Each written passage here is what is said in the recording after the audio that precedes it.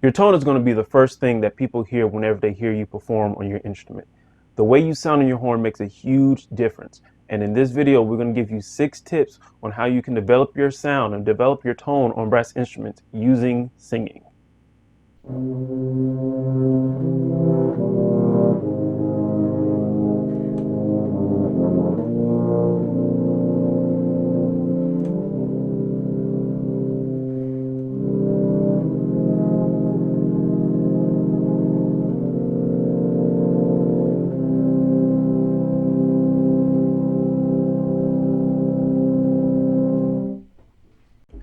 Your instrument is an extension of your voice. This is probably a phrase you've heard countless times from your band directors or probably from your private instructors.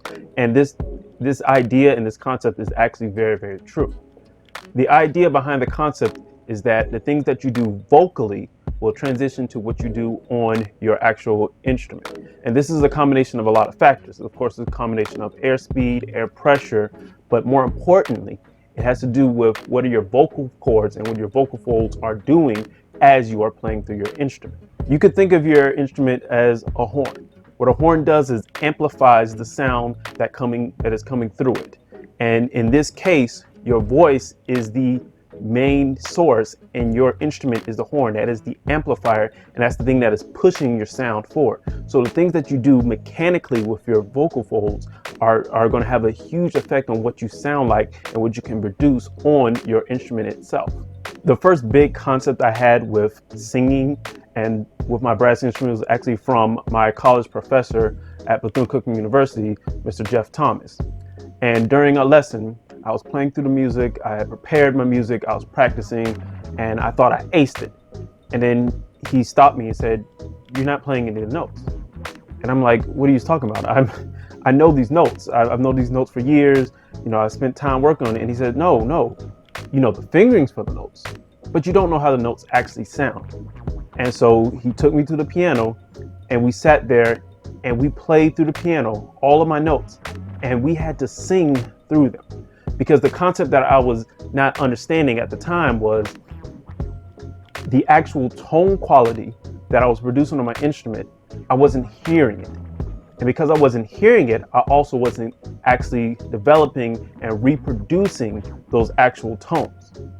And so when we sat down and actually played through the notes, sung through the notes, and then added the horn afterwards, it was a huge difference. It was a night and day difference.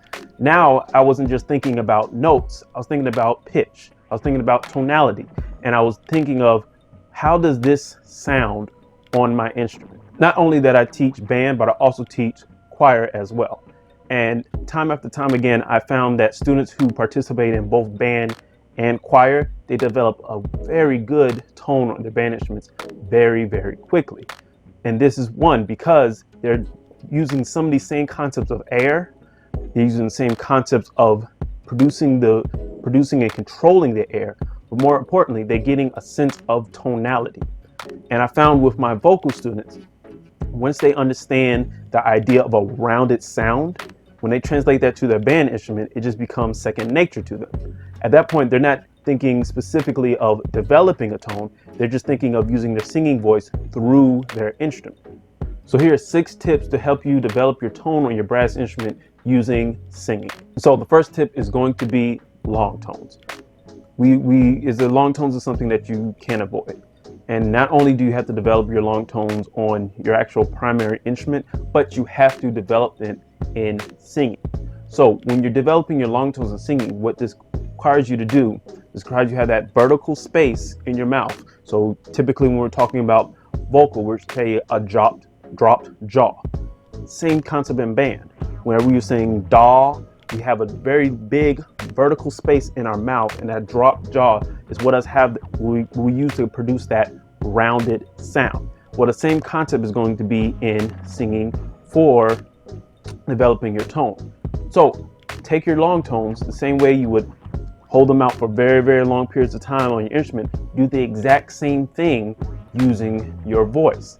And instead of saying the actual note names, use a unified syllable like ah, ooh, or oh, just so that you have something uniform, that you have this nice vertical space and this very rounded space on your lips to replicate.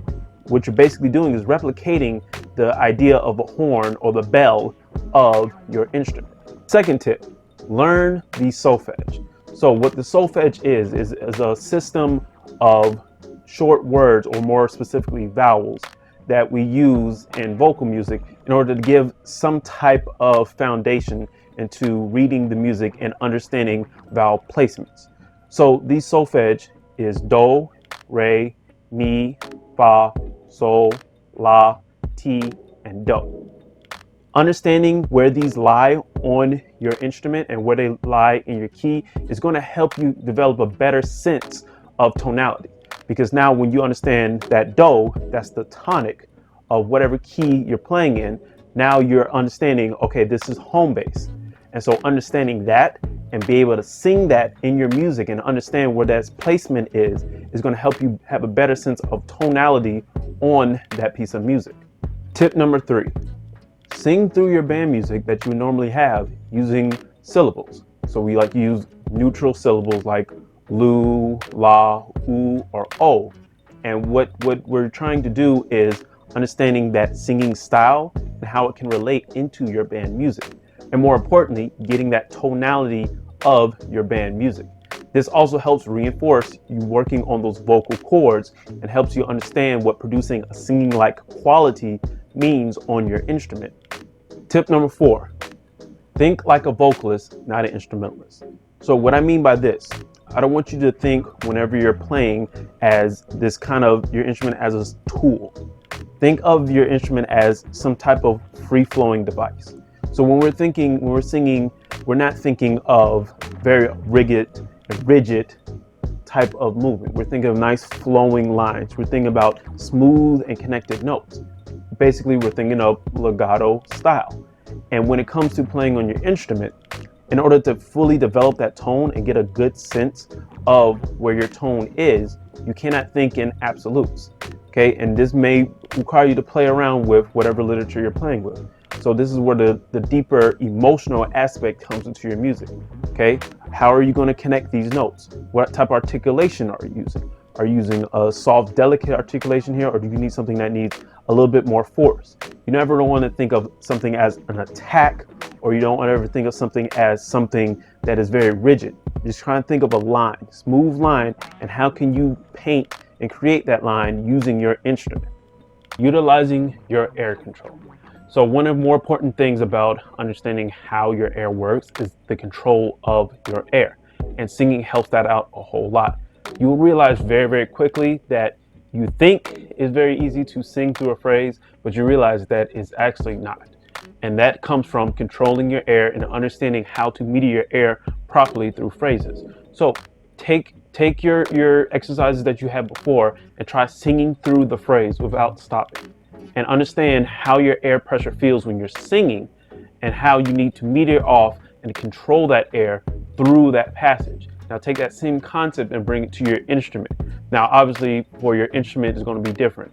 Tuba is going to require a different type of air pressure and different amount of air than trumpet, but it's important that you understand where that air pressure comes from, and singing is going to be the best way to control that air.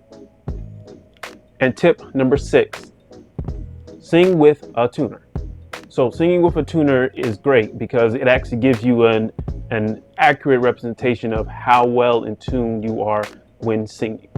This is going to help transition to when you're performing with others. This is going to help transition when you're tuning on your main instrument, because now you have a better representation of what the tonality is and what your pitch center is going to be.